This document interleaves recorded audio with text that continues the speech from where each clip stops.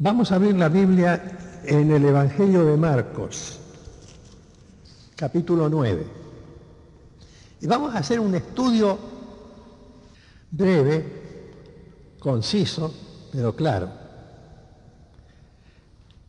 Y qué lástima que no están los jóvenes, porque yo me iba a referir al Congreso Juvenil. Pero como yo ya sabía que los jóvenes no vienen los martes porque estudian de noche o trabajan, un resumen de este mensaje va a salir en la hojita de la escuela dominical. Ya está escrita la hojita, así que ustedes cuando se retiren, si son maestros o líderes o ministros, piden la hojita y en una columna de la hojita está resumido este mensaje. Vamos a leer en el Evangelio de Marcos, Marcos capítulo 9, desde el versículo 1.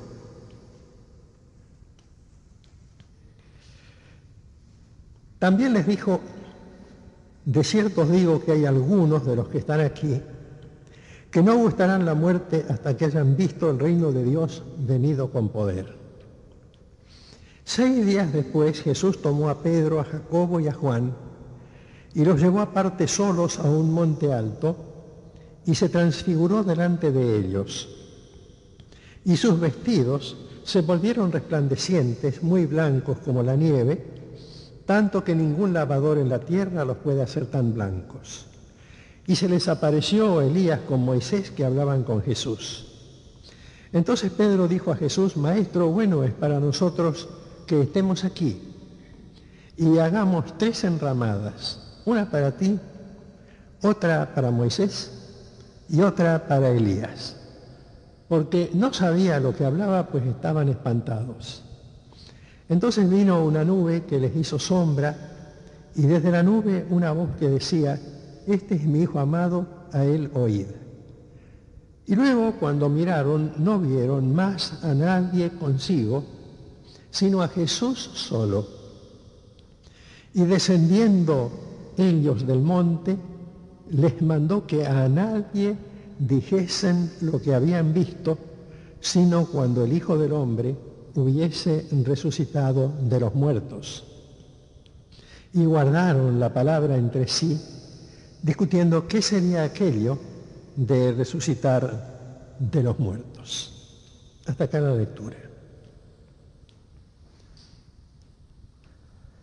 Ustedes saben que todo congreso, todo congreso, toda asamblea de la Convención de Iglesias, todo congreso internacional, todo congreso interdenominacional tiene características especiales.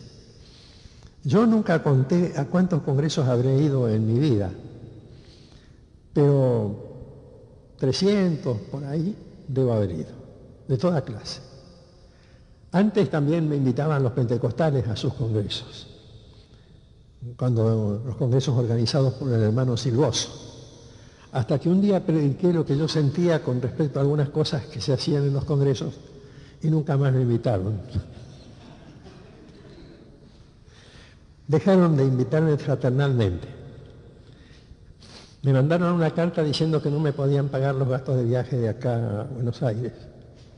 Y yo comprendo que no había recursos. No había recursos, obviamente. Yo los comprendo, no los censuro porque soy un veterano, ya pasé la etapa de las broncas caseras. Sino simplemente lo que ocurre es que a veces hay que poner las cosas en su verdadero marco. En el Congreso de Holanda, de Ámsterdam, hubo 2 congresos en los que tuve la bendición de estar. En uno me tocó predicar en el mensaje de apertura y había más o menos 17.000 personas presentes en un estadio mucho más grande que el Luna Park, muy cómodo, y el presidente del Congreso era Billy Graham. Entonces Billy Graham él me trata como si yo fuera un hijo de él, y soy bastante grande para ser hijo de él. Él me lleva nada más que 8 años. Dice: quédate ahí y pasa adelante. Dice: levanten todas las manos. Así, el mismo levantó, todos levantaron las manos. Ahora dice: abran todas las manos. Así, abrían todas las manos. Ahora hagan todos unas flexiones. Y se hacen las flexiones así. Toda la gente se reía, Juan se reía. Bueno, ahora griten amén. No, dicen, pero más fuerte, un amén más grande. Usted llama el traductor a toda velocidad traduciendo, porque viene va muy rápido. Por supuesto, los traductores la traducción va por audífono. Uno se pone audífono y hay traductores que están arriba y traducen simultáneamente. Griten amén, todo el mundo. Griten aleluya, porque en cualquier idioma se puede decir aleluya. Griten aleluya, todo el mundo. Bueno, estuvo haciendo como 5 minutos eso. Ahora siéntense. Ya hicieron todo lo que tienen que hacer, ahora escuchen al pastor Liber. Genial estuvo. Genial. Claro que en ese congreso había hermanos que veían las cosas a su manera. Por ejemplo, había un grupo de pieles rojas,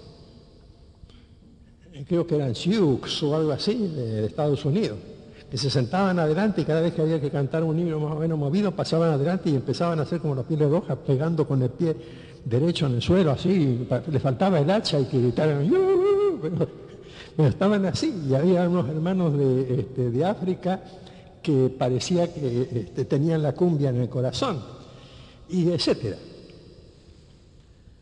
Todo congreso es un estallido cultural. Entonces uno lo ve como un estallido cultural. Es decir, uno sabe que las cosas pasan así, que el joven que va por primera vez a un congreso, si fuera un congreso de estos mundiales, se quedaría asombrado. Porque vería, bueno, como se vio acá cuando estuvo la Alianza Mundial Bautista en Buenos Aires, vería cosas que nunca vio, sentiría cosas que nunca sintió, se admiraría y haría bien. Haría tan bien como los discípulos cuando se quedaron boquiabiertos mirando al Señor transfigurado según el relato que acabamos de leer. Los discípulos se quedaron, ellos también transfigurados a su manera. Yo me los imagino, porque fíjense cómo era Jesús. Jesús no vino de entrada, después que salió de la tentación en el desierto y empezó a venir de Galilea anunciando el reino de Dios, no vino como alguien diferente. Era un rabino más, ni siquiera rabino. Algunos decían rabí que es maestro. Algunos le decían después que lo iban conociendo, pero cuando de entrada, como no pertenecía a la tribu de Leví, porque Jesús no era levita, como no era sacerdote, porque Jesús no era sacerdote desde el punto de vista del sacerdocio, y como nadie lo conocía porque de Nazaret puede venir algo bueno, no puede venir. Y además no era el carpintero que se crió entre nosotros, y todo el mundo lo conocía.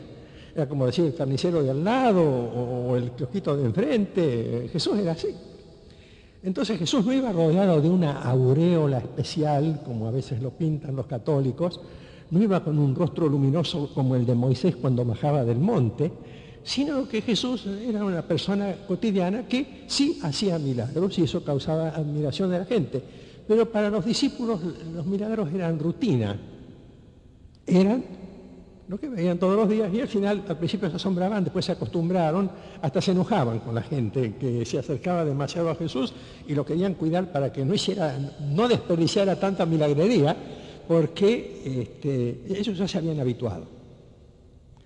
Pero un día Jesús les quiere mostrar el otro lado de la realidad.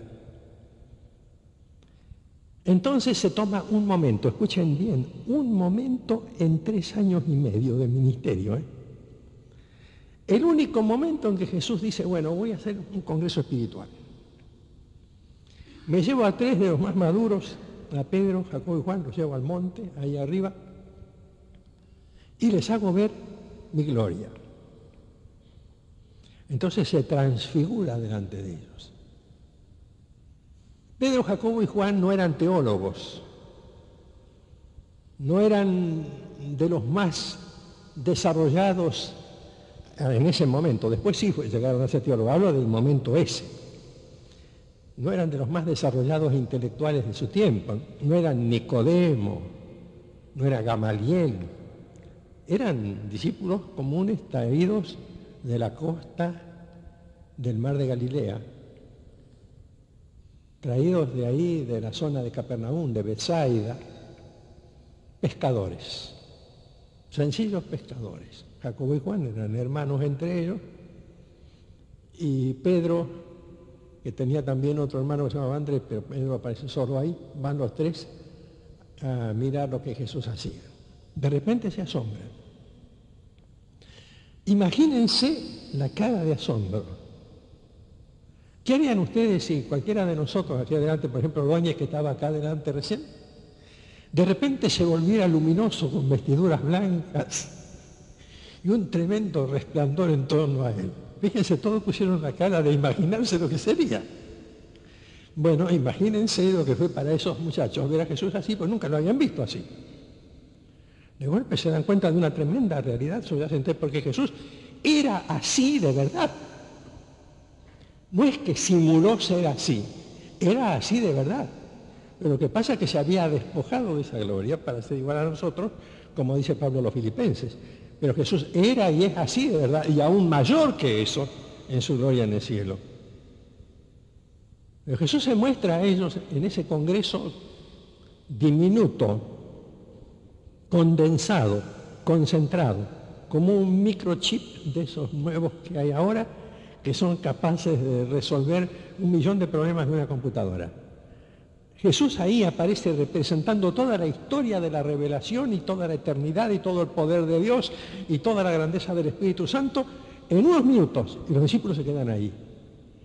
Claro, imagínense lo que sintieron. Sintieron lo que todos sentimos en un congreso. Yo me acuerdo cuando Rosita y yo éramos recién casados, íbamos a los congresos y los predicadores llamaban al frente y nosotros pasábamos adelante y llorábamos, todos llorábamos. Y cuando me tocaba a mí estar arriba presidiendo, yo lloraba arriba, los otros lloraban abajo. Está bien, es una manera de transmitir lo que uno siente, la emotividad que a uno le llega en ese momento. Y es una cosa estupenda cuando uno puede liberar esas cosas que a veces están reprimidas. Entonces es ahí cuando uno comete el error de querer perpetuar eso, de perpetuar esa sensación. Porque Pedro va y dice, Señor, ¿por qué no hacemos 3 enramadas? Una para ti, otra para Moisés y otra para Elías, que se queden acá y nosotros nos quedamos ahí. Es decir, adorarnos en unas enramadas parecidas a la fiesta de los tabernáculos. Nos ponemos acá, Señor, y perpetuamos este momento, no nos queremos olvidar más. Entonces Jesús los lleva abajo. Y ustedes de esto no digan ni una palabra, hasta después que yo haya resucitado. Ustedes ahora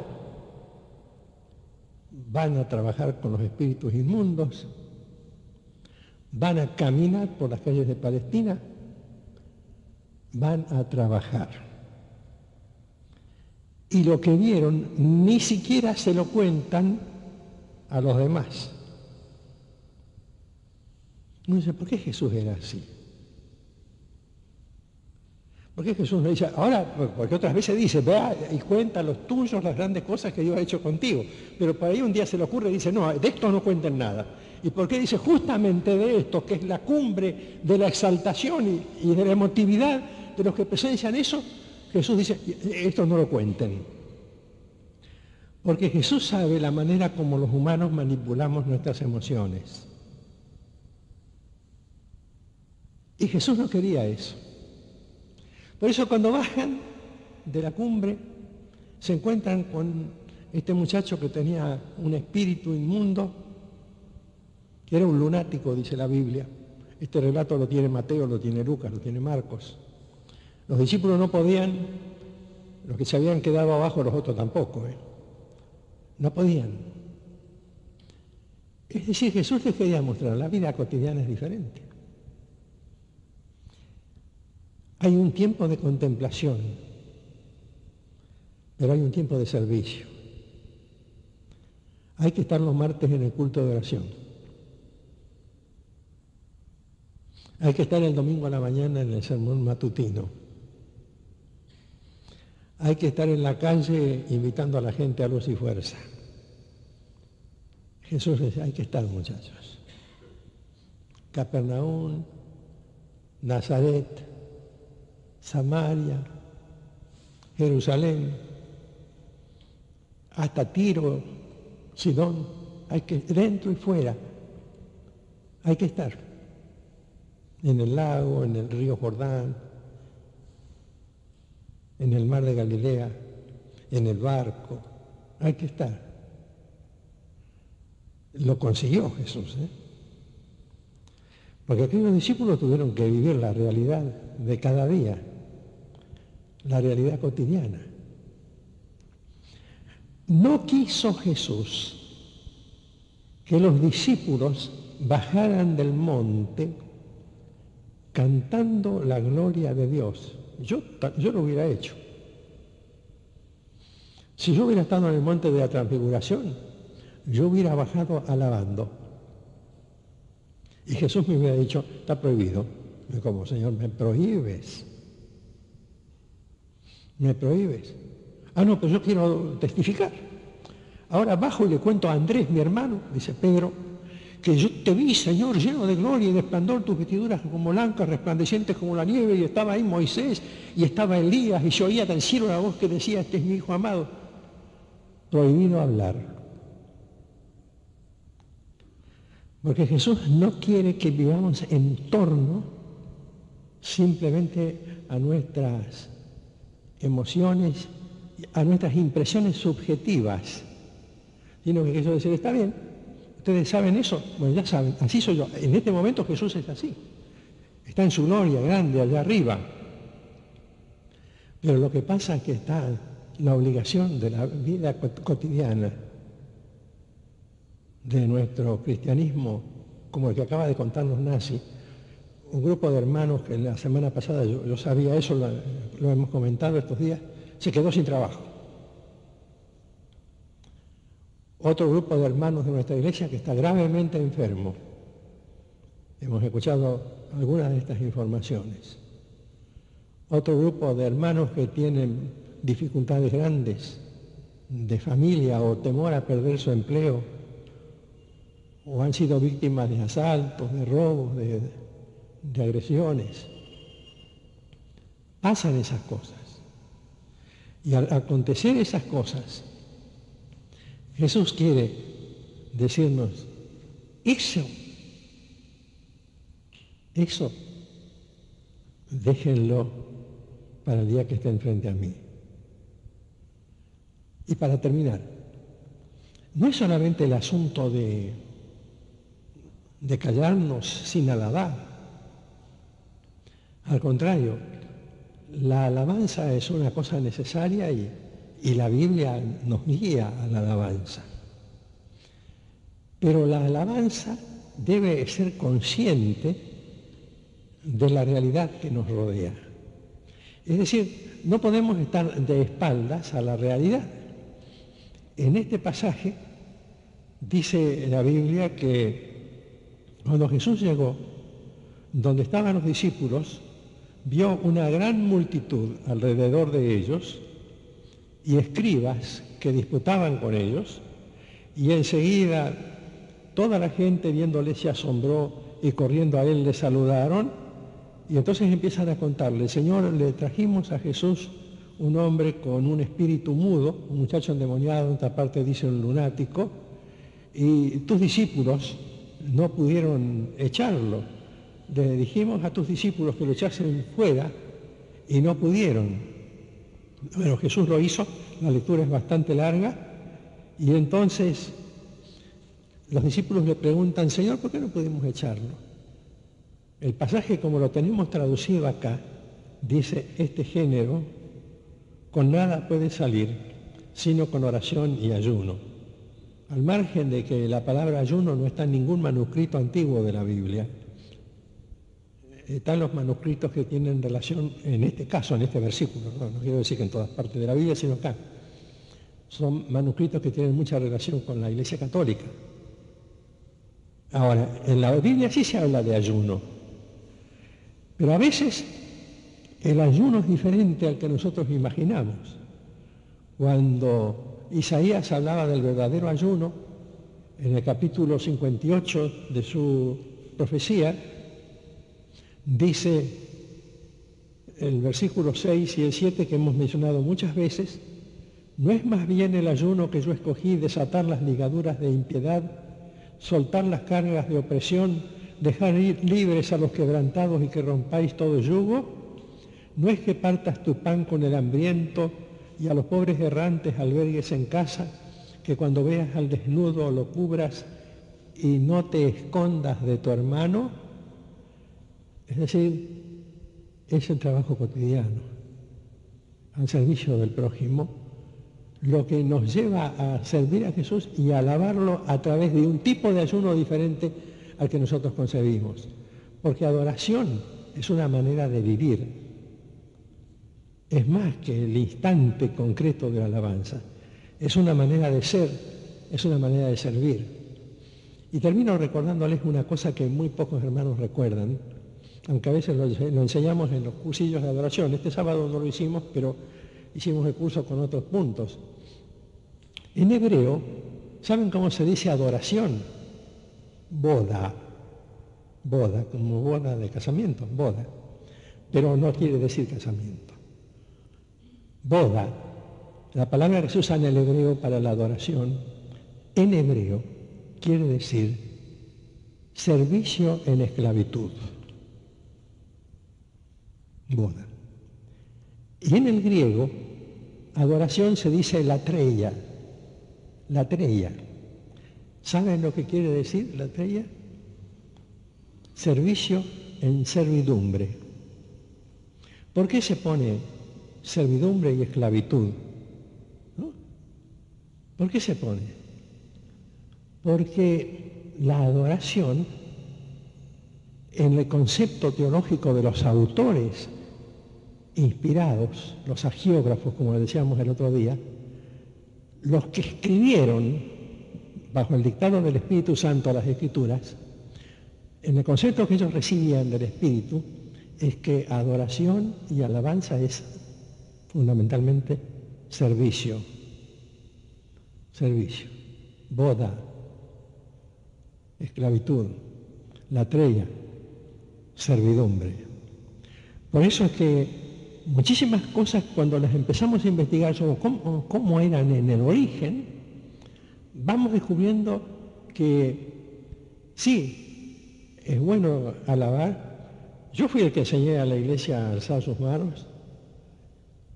Él me salvó con sangre carmesí, ¿se acuerdan? Bueno, ¿eso cuántos años hace? 20. Cuando cantábamos, cuando ya se pasa lista levantando la mano, que algunos me decían que parecíamos nazis, pues estábamos todos así, ¿no? Yo creo que está muy bien batir palmas cuando uno siente seguir el ritmo, incluso lo hacíamos cuando estaba Héctor Zambrano y nos presentaba las canciones folclóricas en su tiempo de evangelio, me parece muy bien. Pero la alabanza va más allá de la forma, va mucho más allá. Pedro se quedó con la forma, hago 3 enramadas. El Señor lo guió hasta el fondo. Acá tenés un endemoniado. Una cosa es arriba de la montaña, otra cosa es debajo de la montaña. Una cosa es la cumbre del monte, otra cosa es el camino cotidiano. Está bien ir al Congreso y venir del Congreso con todo el entusiasmo, y cuando uno vuelve del Congreso recordar latreia, boda, servidumbre, esclavitud. Vengo para servir al Señor, para servirlo como Jesús quería que lo sirvieran, de esa manera estupenda como lo hizo y como lo leemos en el libro de los Hechos.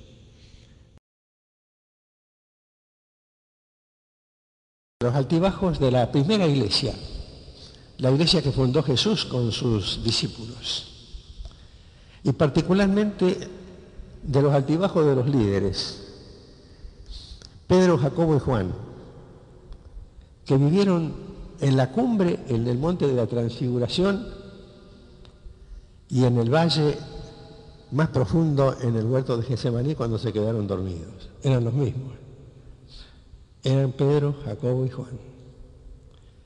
todo el entusiasmo del día de la transfiguración y toda la depresión del día del huerto de Getsemaní, tanto que Jesús tuvo que bajar y decirles cómo no han sido capaces de estar velando ni siquiera una hora orando conmigo.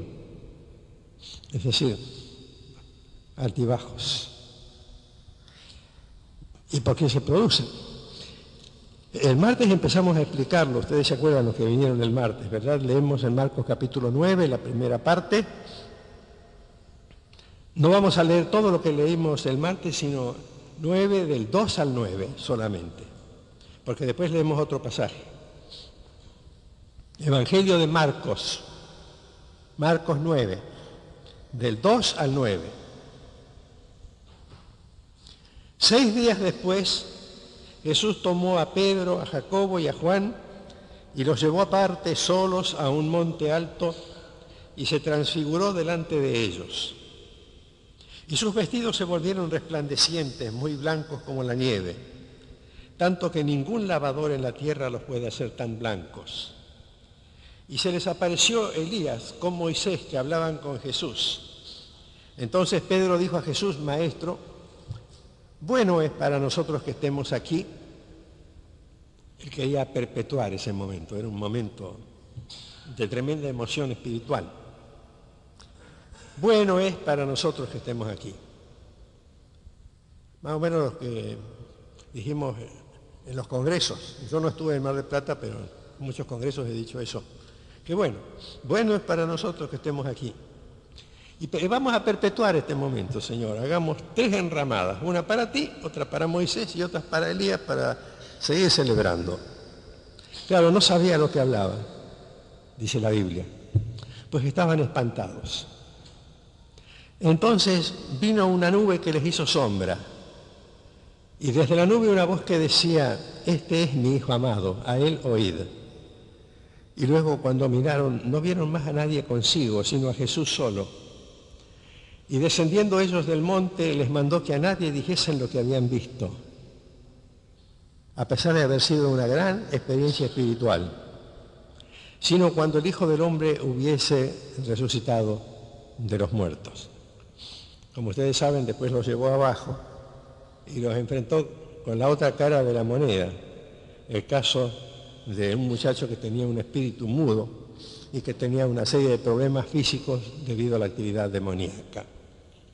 Y el otro pasaje está en el Evangelio de Marcos mismo, pero en el capítulo 14. Leemos desde el versículo 32. Vinieron pues a un lugar que se llama Getsemaní, y dijo a sus discípulos: sentaos aquí, entre tanto que yo oro.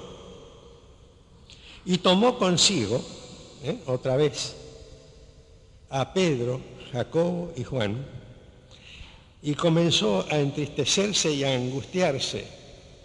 Y les dijo: mi alma está muy triste hasta la muerte. Quedaos aquí y velad. Y yéndose un poco adelante, se postró en tierra y oró que si fuese posible pasase de él aquella hora, y decía: Abba, Padre, todas las cosas son posibles para ti. Aparta de mí esta copa, mas no lo que yo quiero, sino lo que tú. Aquí no está Jesús con vestiduras resplandecientes, ¿no?, y rodeado de la gloria de Dios. Aquí está sencillamente como siervo sufriente, obligado a obedecer a su Padre. Y vino luego quiere decir enseguida, y los halló durmiendo, y le dijo a Pedro: Simón, ¿duermes? ¿No has podido velar una hora? Cuando uno viene entusiasmado de un congreso, después no tiene que dormir, tiene que venir a culto a la mañana tempranito. La vida práctica. La vida práctica, chicos, de verdad. ¿Duermes? ¿No has podido velar una hora? Velad y orad para que no entréis en tentación. El espíritu a la verdad está dispuesto, pero la carne es débil. Es decir, uno se da manija, el espíritu está dispuesto siempre, Como yo decía el martes, yo habré ido, qué sé yo, cuántos congresos en mi vida. Tengo bastante edad como para decir que he estado 100 congresos, 150, bautistas, interdenominacionales, nacionales, internacionales, todas clases. Porque cada año hay 3, 4 congresos y algunos va, uno y no va. Entonces uno se entusiasma, el espíritu está a la verdad dispuesto. Pero después vuelve del congreso y la carne es débil. Al poco tiempo seguimos durmiendo como antes, trabajando como antes. Yo ayer me quedé asombrado de ver los chicos en Buenos Aires. Porque estuvieron, como vino mi nieta, se vinieron primero a la casa de mi yerno, a la casa de mi hija. Y aunque Rosita está enferma, entre paréntesis, por eso no viene, con una gripe bárbara. Venían chicos, estaban de la iglesia del centro, de Pablo de Iros en Graida, de la iglesia de Santa Fe, del Nordeste, de la iglesia del 11, ¿no? Y todos representantes de distintas filosofías de trabajo y de distintas posiciones con respecto a la adoración, ¿no? Pero estos sí, estaban metidos en el asunto del trabajo, de la concentración, pero de ir a buscar a la gente, de ir a repartir los tratados, de movilizarse. Estaban ahí los pibes. Bienvenida a Coqui, le decían a mi nieta y chau, a laburar. Estaban ahí, con un entusiasmo, haciendo preguntas, preparando. ¿Por qué? Porque había que juntar la gente. Ellos se iban todos a Nazca y Rivadavia y venir por Rivadavia y juntar la gente y meterla dentro del seminario para que escuchen el mensaje. Por eso el espíritu la verdad está dispuesta, pero la carne es débil. Por ahí la carne afloja. No quiere decir que la carne es débil solamente en cuanto al sexo o algún vicio. No, quiere decir simplemente que después que nos dimos manija, se nos acabó la manija. Y entonces caemos en lo de siempre. El Señor se fue y les dijo eso. Les dijo las mismas palabras, dice el versículo 39, otra vez fue y oró diciendo las mismas palabras. Y al volver, los halló durmiendo otra vez. Los halló durmiendo. Porque no se olviden que los discípulos eran chicos. Yo creo que ninguno tenía 30 años. Dicen que a lo mejor Pedro tenía 30 años. Pero eso tampoco se puede afirmar. Eran bien jóvenes, por muchos elementos que se pueden extraer de la Biblia. Esta mañana no tenemos tiempo. Y yo no tengo mucha voz tampoco. Pero los halló durmiendo otra vez. Los ojos de ellos estaban cargados de sueño y no sabían qué responderle al Señor. Bueno, Jesús se fue, vino la tercera vez y les dijo, bueno, ahora duerman. La hora ha venido, descansen. Y aquí el Hijo del Hombre es entregado en manos de los pecadores. Por el momento no consiguió la respuesta que él esperaba. Lo que pasa es que Jesús tenía sabiduría. Y Jesús sabía que excepto él, que era Dios, todos nosotros somos así. Tenemos nuestros altos y nuestros bajos. Y nos cuesta movernos cuando tenemos que movernos. Entonces, repasando ahora, tenemos solamente unos 7 o 8 minutos excediéndonos un poco de la hora de la escuela dominical. Empezamos repasando rápidamente lo de la transfiguración. La actitud de Pedro es una actitud que yo creo que cualquiera de nosotros hubiera asumido. Yo decía el martes que si yo hubiera estado ahí, yo también hubiera querido, Señor, quédate acá. Porque cuando uno va a un congreso, el congreso es eso, donde están los gigantes que uno admira a la distancia. Por ejemplo, una vez sentado adelante a John Stott, el más grande teólogo de habla inglesa, al lado sentado Billy Graham, el más grande de los evangelistas de la historia del siglo XX, y 3 o 4 así en la plataforma, ¿no? Y uno los mira, parece increíble, y los oye predicar y dirigir, y los oye hacer cosas, y decir cosas como yo contaba el martes, les parece completamente increíble. Verlos en persona, esos personajes de los libros, de la televisión, me imagino como hacen los chicos cuando viene alguno de los héroes del rock, o de los conjuntos musicales más célebres de la actualidad. Bueno, uno se admira. Yo decía el martes, en el último congreso que tuvimos en Holanda con Billy Graham presidía la reunión. Era el presidente, es decir, el que hacía los anuncios. No el que predicaba, predicó otro día. Eso predicó, entonces nos hizo hacer un ejercicio que yo comentaba el martes. A ver, todos levanten las manos. Sí. Pero ahora todos así, con cuidado de no golpear al que está al lado, ¿no? Después todos así, muevan un poco las rodillas, una breve genuflexión, como una clase de gimnasia, ¿no? Muevan los hombros, suéltense así. Ahora griten amén. Más fuerte, más fuerte. Ahora griten aleluya, más fuerte, más fuerte. Bueno, ya gritaron, ya se movieron. Siéntense y escuchen porque acá vinieron a aprender. Así es Billy. Claro, había siempre algún africano que se entusiasmaba en algunas partes, pero eran 15.000 personas. Entonces Billy dijo, vamos a preguntarnos a qué hemos venido. Vemos la gloria del Señor. Hay dos alternativas. Los discípulos, Señor, quedémonos acá.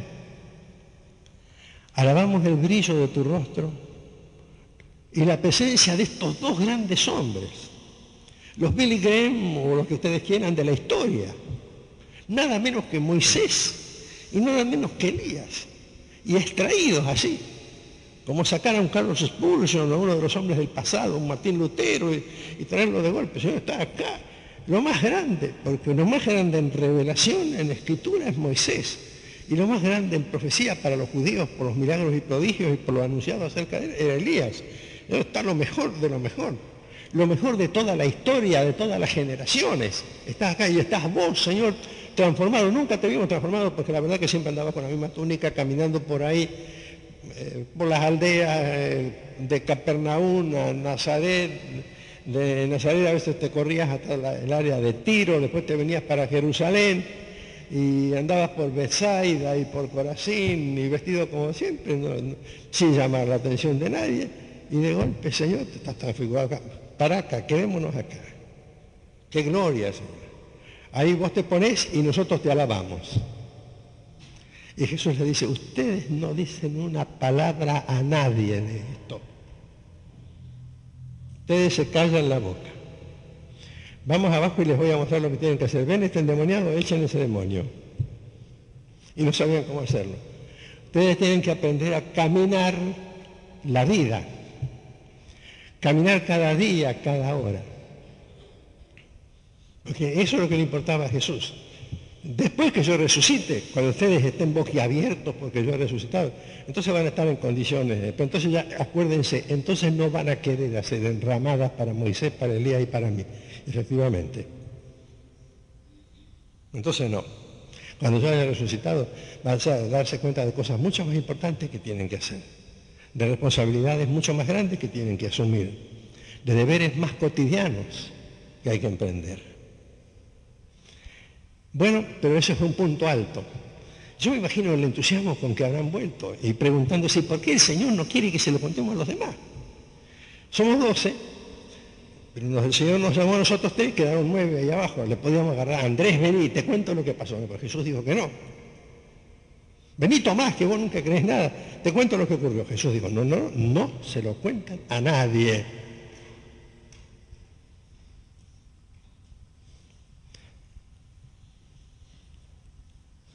Quieren que lo diga en un lenguaje un poco más actual, no demasiado actual, porque ya es una cosa vieja. No se den manija. Tienen que caminar. Dice el versículo 30, en el mismo capítulo 9, habiendo salido de allí, del lugar del monte, porque todo el relato del 1 al 29 es sobre el monte de la transfiguración, dice el versículo 30, habiendo salido de allí, caminaron por Galilea y no quería que nadie lo supiese, no quería que nadie se enterase del asunto de la transfiguración, quería que caminasen, caminen muchachos, aprendan. Como dice el libro de Los Segundos Sombras, el famoso libro de Ricardo Guiraldes, un gaucho viejo agarra a un muchacho adolescente en un bar y le pega unos latigazos suaves, ¿no? Y le dice, hacete duro, muchacho. Esa es una anécdota argentina. Hacete duro, muchacho. Para servir al Señor hay que hacerse duro y maduro. Y Jesús quería que fueran duros y maduros, que entendiesen bien que en este mundo la cosa no es fácil, que hay que recorrer muchas Galileas, muchas provincias, que hay que caminar. Y entonces enfrentar la realidad de cada día. Anteayer, el portero de mi edificio, que va a una iglesia pentecostal, pero ya descubrí que no es convertido. Entonces, yo lo estaba invitando para que vaya hoy a Luz y Fuerza, me prometió ir. Dice, pero sabe, dice, yo sufro de asma. Dice, estoy agitado. Dice, ya me internaron esta noche. Dice, mire, estuve internado hasta las 1:30 en el hospital provincial y vine ahora a trabajar. Y me pusieron esto, qué sé yo, me mencionó como 4 inyecciones diferentes. Dice, porque tengo un asma terrible, pastor. Bueno, me contó un montón de cosas de su vida en 5 minutos. Yo no le podía decir, mira, yo he visto la gloria de Dios. Lo que él necesitaba decirle, mira, yo voy a orar por vos para que el Señor te mejore de tu enfermedad y para que aceptes a Cristo, Mario. Porque ese Cristo del cual vos oís en la iglesia no está todavía en tu corazón. Tienes que aceptarlo. Acá lo que vos necesitas es escuchar eso. Arrepentirte de tus pecados y aceptar a Jesús. Y a lo mejor no va hoy. Tal vez no va hoy. Y la realidad será encontrarlo mañana. Y cada día alguien en nuestro camino, caminar en Galilea. Y termina eso, pasa un tiempito, no muy breve, y Jesús nos llama a los 3 a ver cómo están ahora después del impacto del monte de la transfiguración. Vamos a ver, vengan conmigo a Getsemaní ahora. Ustedes tres mismos, los delegados de los discípulos, los delegados. Vengan ustedes 3. Porque ustedes vinieron conmigo al monte, vengan al valle, vengan al huerto. Ahora, todo lo que les voy a pedir, que ustedes oren 1 hora. Y yo me voy a orar un poquito más adelante. ¿Qué hacen Pedro, Jacobo y Juan? Duermen. Duermen. Ya ninguno de ellos se acerca al Señor para decirle, Señor, ya que ahora estás triste porque vas a entregar tu vida por nosotros en la cruz, ¿querés que te hagamos una enramada para adorarte acá? No, ahora tenemos sueños, Señor. Ahora tenemos sueños. ¿Ven que la Biblia es realista? Es bien realista. Siempre vamos a tener a mano. Y Señor, no puedo ir a Luz y Fuerza porque no tengo una tarjetita para el ómnibus. Si alguien no tiene, cuéntemelo, le vamos a conseguir una. Porque estamos cansados, porque estamos preocupados. Entonces Jesús dice, se va y se enoja. Como yo los llevo a ustedes al monte de la transfiguración, y allá sí, Señor, hacemos una enramada. Porque la actitud era completamente distinta. Dice, bueno, es para nosotros que estemos aquí, Señor. ¿Por qué no lo dicen acá? ¿Por qué no le dicen al Señor, acá está el huerto de Getsemaní, Señor? Bueno, es para nosotros que estemos aquí, las mismas palabras. ¿Por qué no lo sienten como bueno? Y no lo sienten como bueno porque tienen que enfrentarse con una realidad que es la realidad de la cruz. Si alguno quiere venir en pos de mí, niéguese a sí mismo, tome su cruz cada día y sígame. Claro que Jesús les había enseñado a adorar y a alabar. En unos minutos termino, pero quiero terminar de decir esto. El martes yo expliqué que la palabra adorar en el Antiguo Testamento, la más usada, hay varias, es aboda, boda, con una A chiquitita antes de la B.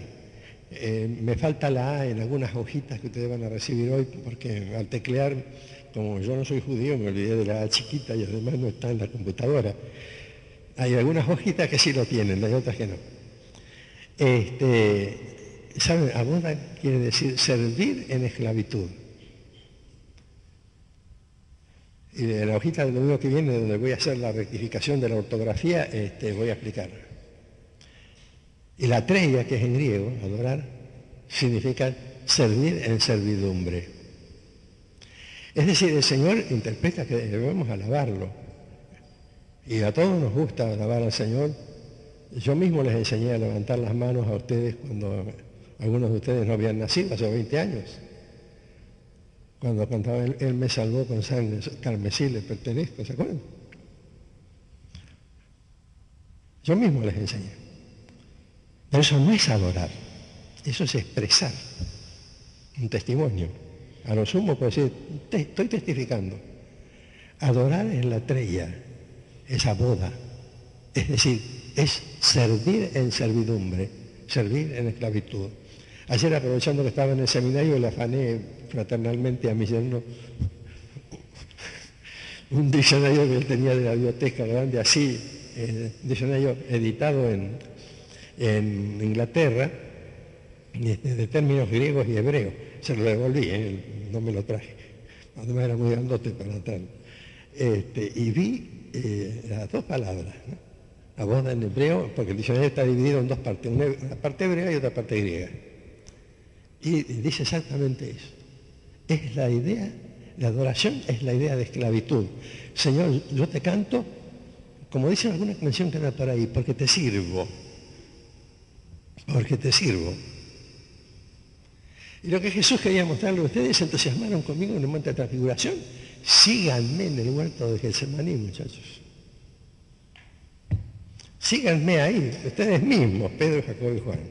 Bánquense esto. No se lo bancaron, quedaron dormidos. Entonces el Señor tuvo que formar de nuevo. Por eso el día de la resurrección sopló el Espíritu Santo, por eso envió Pentecostés. Y aún así después había motivos que no tenemos ahora para estudiar, de decadencia que surgen en las cartas de Pablo, por ejemplo, cuando dice, Demas me abandonó amando este mundo. Como diciendo, ¿cómo es posible que a pesar de todo, todavía algunos se quedan? No nos quedemos esta noche. No nos quedemos. Como decía la hojita hace un domingo o dos, ora, una hora, ahora.